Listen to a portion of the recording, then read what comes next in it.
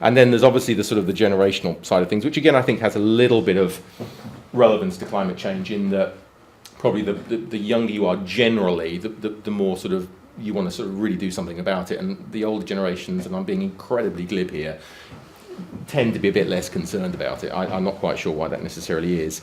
The connectivity thing, I'm not going to spend too much time on this because it's less relevant to climate change, but there's 1 billion computers out there. There'll be 2 billion very soon. Half the world now has a mobile phone. 25 years ago, half the world had never made a phone call. That is, it's up there with the car as an unbelievably important invention. And it's changing the world. I mean, it's changing everything. It's the level of connectivity, the transparency, the privacy. We're beginning to see all sorts of things that now know where they are and what condition they're in, and people know where we are because of our phones being switched on, and you can actually have location-based services. You can predict what people are going to do and all of that kind of stuff. The web as it currently stands is not the web you'll have in 10 years or 20 years' time. I mean, this is chapter 1. In 10, 15 years' time, most people would access it through a mobile device, probably a phone.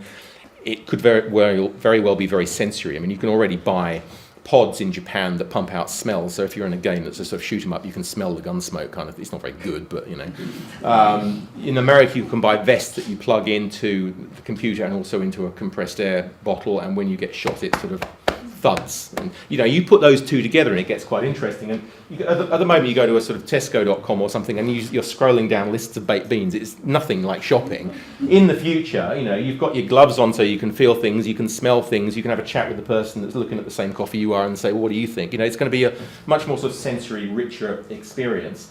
I'm personally very skeptical that everything's going digital and everything's going online.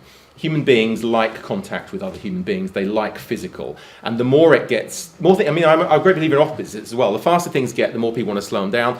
The more virtual it gets, the higher value placed around physical objects. And you're beginning to see corrections, like, vinyl records are supposed to be dead. They're not. If anything's dead in the future, it's the CD. We'll have downloads and we'll have vinyl because it's such a sort of rich experience.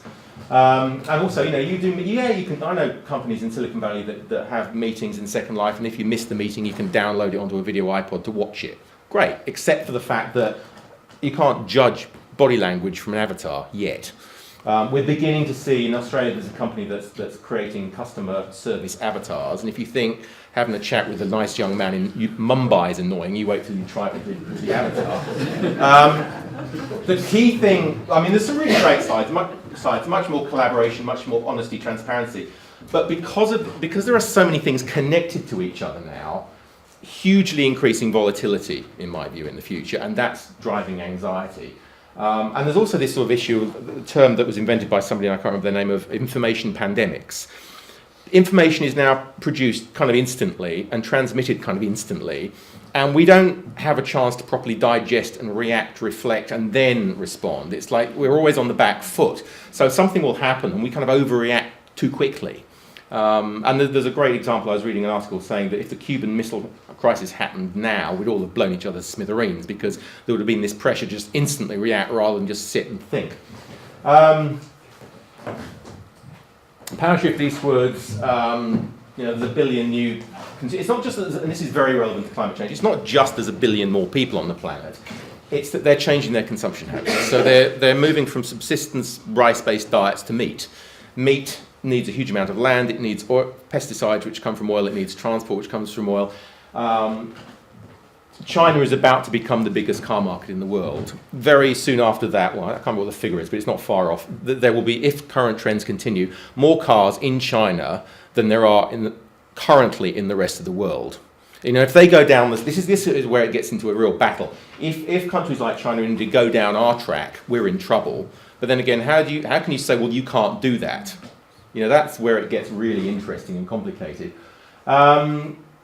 Another one that I think is linked to this, even if you discount climate, if you just let's say for a second you think climate change is a complete load of rubbish, don't believe a word of it, there's another problem, resource shortages.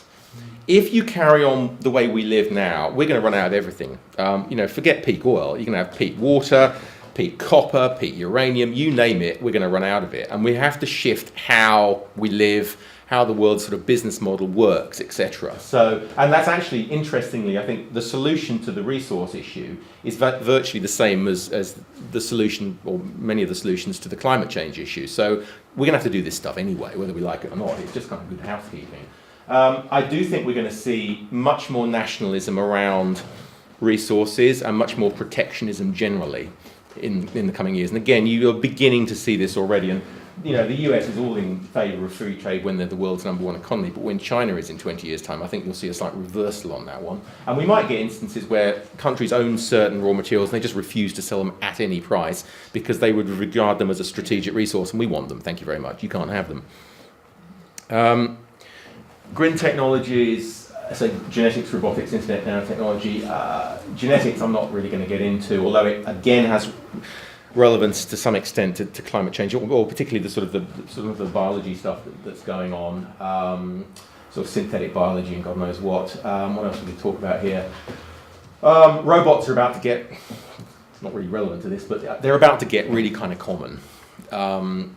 And probably really kind of useless, actually. I mean, they you can already buy that thing that cuts your grass really, really badly, and the US Army has awarded the largest military contract in history to develop robotic soldiers, and I was really excited because I thought, 6-foot-high, shiny Terminators. They're these Tonka toys with cameras and rifles on that. But, give it 20, 30 years. I mean, the US military is already messing around with, I can't remember what they call them, something like autonomous something or other, but what it basically means is robotic soldiers that once they're programmed, you can't stop them. I mean, that's something to keep you awake at night. That's a really frightening one. In fact, if you really want to get scared, Google an essay by Bill Joy, one of the founders of Sun Microsystems, which is Why the Future Doesn't Need Us. And it's an essay about the convergence of robotics, nanotechnology, and artificial intelligence. And it's real sci-fi, doomsday, scary, scary stuff that I personally don't think is going to happen, at least not in my lifetime. Nanotechnology is obviously deeply relevant to this, and we're beginning to hear about nanosolar, and I think solar in particular is one of the technologies that's not hyped. I think solar has enormous potential, whereas some of these other renewable technologies I'm a bit suspicious about. And again, this thing of, the more virtual it gets, the more we sort of want the real, and there's an interesting thing going on at the moment, which is this sort of hunger for shared experiences. And it could be shared grief, it could be live music. It's kind of interesting how that's developing. And then the one that we're supposed to be talking about, the environment. I mean, apparently you asked somebody else if they wanted to come and talk about climate change, and they said, no, I don't know anything about it. And I said yes, on the basis that I don't know anything about it. So basically, I'm interested in it. It's given me an excuse to get into it a bit more deeply. And I have to say I'm more confused than ever. I have next to no idea what's going on. But I think that's the key thing. I don't think really anybody does, actually. I think there is general consensus. I think 70% of scientists agree that, basically something is going on. Most of them think we did it. But after that, consensus breaks down. What's going to happen next and what we can do about it, who knows? I mean, we just don't know. And it is so complicated. I mean, I was digging into carbon trading and how they measure emissions and what's not counted. There's a lot of tokenism around this, sort of opportunism, rather simplistic solutions. And if somebody offers me another carbon neutral cappuccino, I'm going to scream, quite frankly. But it's clearly a really big issue. It's gone off the boil. Interestingly, when the GFC hit, it went really not really quiet, but it definitely dampened down. It's a bit like I think sales of organic food dropped about 25%. And it just kind of slightly moved off the top table. And I think obviously that's because the GFC, people felt it was a more immediate, understandable threat. It's my job and my mortgage. I get my head around that one very, very quickly. So this took a bit of a backseat.